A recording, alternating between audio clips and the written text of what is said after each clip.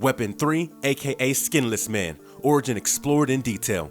While it is a known thing that the world of DC is fraught with darker elements, you should know that Marvel isn't all rainbows and butterflies. Oh, they are pretty good with the dark part, and may we add, just to avoid any possible confusion, in their own way, of course. So for every terrorizing villain that prevails in the DC universe, the world of Marvel has just as many. Speaking of villains here, how about one that can simply be described by its name? We are talking about Skinless Man, a creation of Uncanny X-Force writer Rick Remender and celebrated illustrator Greg Tocchini. While the character is seen as a statue in the 18th issue of Uncanny X-Force, Skinless Man officially made his first appearance in the 21st issue. Well, gear yourselves up for today's video, where we are going to talk about Weapon 3, aka Skinless Man, and also explore in detail the origins of this super soldier. We are so psyched out about this one, you better be ready. Before we go into our explanation, we have a very small request. If you like our content, please support us by subscribing to our channel. This is a small click for you, but for us, it means a lot. Thank you. Let's begin. Skinless Man, a product of the Weapon Plus program. Going by his real name, meet Harry Pizer, a barrister during the Cold War and otherwise a mutant boasting of elastic and multi-sensory skin. This particular trait of Harry's not only made him extremely efficacious at work, but also led him to become a fantastic spy. So much so that his performance actually caught the attention of Truett Hudson, best known as the professor leading the latter to hold out a position for him in the Weapon Plus program. For those of you who are not familiar with Weapon Plus, it is a program that is committed towards producing super soldiers. A lot of you will remember US Army's Project Rebirth, a result of which happens to be our very own Captain America.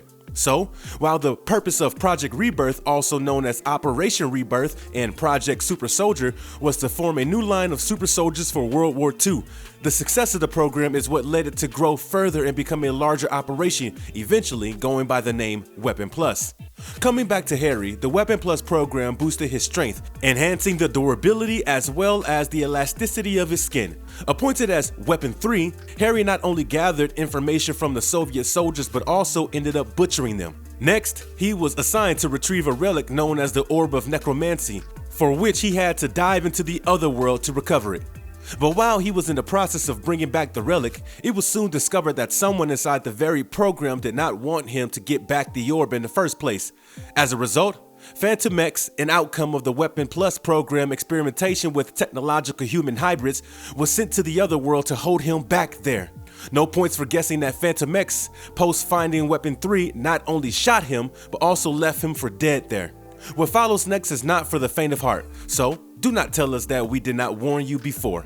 Weapon 3 was discovered by the Captain Britain Corps, who ripped off his entire skin as an act of punishment for the number of lives the former had taken, in order to lay his hands on the orb. As for Phantom X, he is reported to have stolen the skin of Weapon 3 in order to create sentient bullets that can never miss. Nonetheless, Phantom X was eventually brought in front of the Britain Court to face his trial for the crimes that he had committed. By then, Weapon 3, now known as the Skinless Man, had already learned about Phantom X coming back to the other world and stealing his special skin.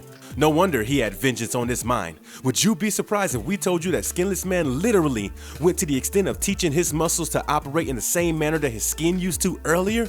We guess not, and as a retaliation for losing his own skin, he cut Phantom X's skin right off his face. Much to the latter's horror, it is true. Revenge is a dish best served cold. Moving on, the Skinless Man was enlisted into the new Brotherhood of Evil Mutants, a group bearing personal grudges against the X-Force. Skinless Man went ahead and slayed his ex-wife along with her husband while addressing his actions as settling an old score. Next, the Brotherhood began their plan of terminating X-Force, abducting En Sabanur so as to raise their own apocalypse and eventually annihilate the world. With X-Force encountering the new Brotherhood of Evil Mutants face to face, Mystique poisons Phantom X, something that leads to the latter losing his powers. As for Psylocke, she was brainwashed by the Shadow King that forcibly led Phantom X to intercede. Of course, the Skinless Man came in and even called out Phantom X for misleading Psylocke into having feelings for him. For a minute, Phantom X was able to get rid of him, and that is when he put his mask on Psylocke, thereby disconnecting their link with the Shadow King and commanding her to leave. By then, Amal Farouk had already tampered with almost 3 brains of Phantom X, and as for Skinless Man, he had torn his heart out. With X-Force going back to Cavern X, Dakin makes an appearance on their big screen TV, disclosing himself as the new leader of the Brotherhood. Dakin also states that without Phantom X's control, the artificially evolved automaton has gone back to his natural programming, which of course is killing mutants. It goes without saying that Cavern X was eventually blown up by Automaton. As for the new Brotherhood, which was joined by the Skinless Man in the Omega clan, they watched on, with Genesis under Dakin's arm and Phantom X lying dead in a chair. What makes Skinless Man so deadly? Deadly? Yes, but the slightest thought of a skinless supervillain makes his character even more creepier. Speaking of his powers and abilities, Skinless Man is a mutant to begin with, and not just any, but one bragging of an elastic and multi-sensory skin. To top things further, the Weapon Plus program took his mutant power not just higher, not only enhancing his strength but also boosting his skin's durability and elasticity. Now, we all know that his entire skin was ripped off straight from his body, but that only made him deadlier. To teach his muscles how to expand and contract on a molecular level, or in simple words, teaching his muscle to function in the same manner that his skin used to be earlier is certainly no joke, and in no way can it be taken lightly.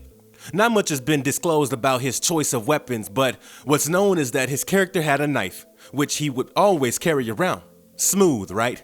And if you liked our content, don't forget to leave a like and subscribe to us if you haven't already. Have a good one and be safe. Thanks everyone.